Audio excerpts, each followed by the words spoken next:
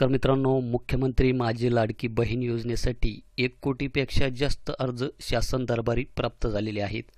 या अर्जाचा ओघ अद्यापही कायमच आहे, कारण राज्य सरकारने 15 ऑगस्टची मुदत वाढवून आता 31 ऑगस्टपर्यंत लाडक्या बहिणींना अर्ज करण्यासाठी मुभा दिली आहे. त्यामुळे लाडकी बहीण योजनेसाठी महिलांकडून मोठ्या प्रमाणात अर्ज हे केले जात आहे.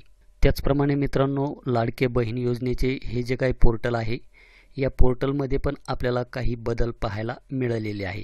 तर सुरुवातीला आपल्याला फक्त ज्या महिलांच्या आधार कार्डला मोबाईल नंबर लिंक असेल अशाच महिलांचे अर्ज आपल्याला यामध्ये करता येत होते, परंतु ती अट यामधून आता काढलेली आहे. तर आपण ज्या महिलांचे आधार कार्डला मोबाईल नंबर लिंक नसेल तरी पण आपण यामध्ये अर्ज भरू शकतात. आणि आपण ज्यावेळेस संपूर्ण अर्ज भरल्याच्या नंतर आपल्याला तेथे ॲप्लिकेशन सबमिटेड अशा प्रकारचा मेसेज तिथे आपल्याला दाखवत होता. परंतु आपण आता ज्यावेळेस संपूर्ण अर्ज भरतो, तर मी येथे संपूर्ण अर्ज हा भरलेला आहे. त्यानंतर मी हा अर्ज येथे सबमिट करतो. त्यानंतर आपल्याला हा जो काही कॅप्चा दिसत आहे, हा कॅप्चा येथे टाकून घ्यायचा आहे आणि येथे आपण एडिट किंवा सबमिट करू शकता. तर मी हा येथे फॉर्म सबमिट करतो.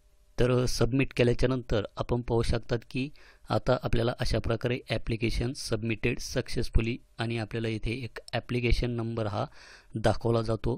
त्यानंतर त्या लाभार्थी महिलेचे नाव येथे आपल्याला दाखवले जाते. तर त्याचप्रमाणे मित्रांनो, काही पोर्टलवर काही जणांकडून कशा प्रकारच्या चुका झाल्या असतील तर त्या मी तुम्हाला सांगतो.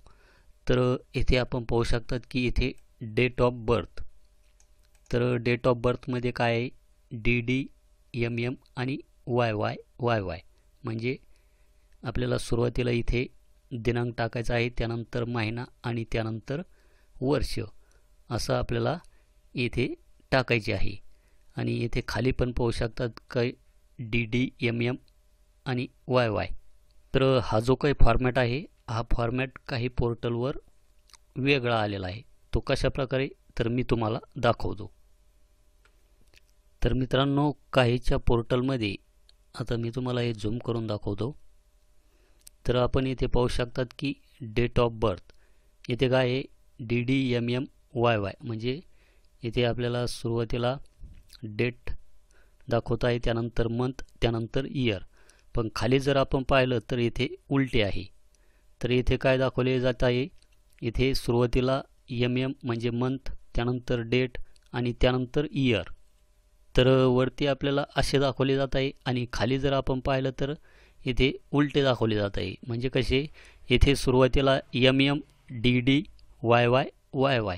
तर काही जणांनी यामध्ये काय केलेले आहे की वरचा जो काय फॉर्मॅट आहे हे डेट ऑफ बर्थचा म्हणजे DD म्हणजेच इथे तारीख टाकलेली आहे, त्यानंतर MM म्हणजेच DDच्या जागेवर मंथ टाकलेला आहे आणि इयर जे असेल ते. या पोर्टलवर जर आपण पाहिलं तर इथे DD, MM, YY आणि खाली जर पाहिलं तर वरचा जो काय फॉर्मॅट आहे हाच फॉर्मॅट आपल्याला खाली दाखवला जात आहे. त्यामुळे अजूनही आपण जर फॉर्म भरलेला नसेल तर अजूनही आपण काळजीपूर्वक फॉर्म हा भरून घ्यायचा आहे. तर मी तुम्हाला तिथे दाखवलेच आहे की इथे रजिस्ट्रेशन फॉर्ममध्ये हा जो काही संपूर्ण डाटा आहे तोच डाटा त्याच्यामध्ये दाखवला जात आहे, परंतु जे काही डेट ऑफ बर्थ आहे त्याचा फॉर्मॅट हा तिथे चेंज झालेला आहे. तर आपल्या बाबतीत जर असं झालेलं असेल तर खाली कमेंटमध्ये नक्की सांगा मित्रांनो. तर हीच एक माहिती आपणास तुम्हाला द्यायची होती. भेटूया नेक्स्ट व्हिडिओमध्ये. धन्यवाद.